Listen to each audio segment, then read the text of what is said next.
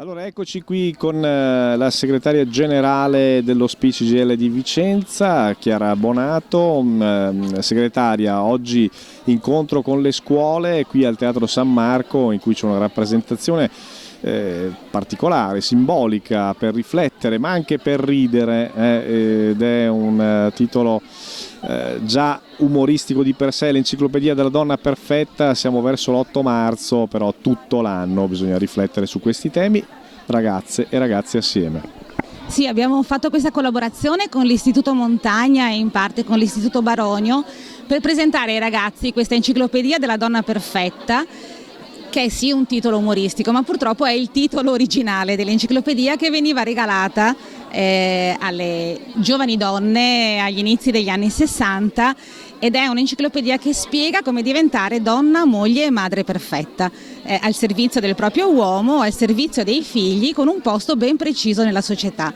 Pensiamo sia importante in occasione dell'8 marzo far vedere, anche se in maniera leggera, alle ragazze e anche ai ragazzi da dove siamo partite, qual era la condizione femminile e dove rischiamo anche pesantemente di ritornare.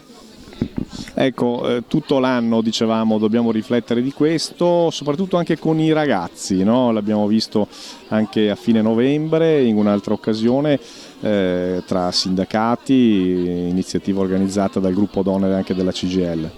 Sì, pensiamo sia importante che l'educazione sia alle ragazze nel loro empowerment, cioè nel loro crescere, la consapevolezza di sé, ma questo deve passare anche per un'educazione dei maschi al capire che il mondo si fa assieme, la civiltà è assieme, un mondo migliore, un mondo fatto di uomini e di donne che hanno gli stessi diritti e le stesse opportunità, e questa cosa si impara da giovani.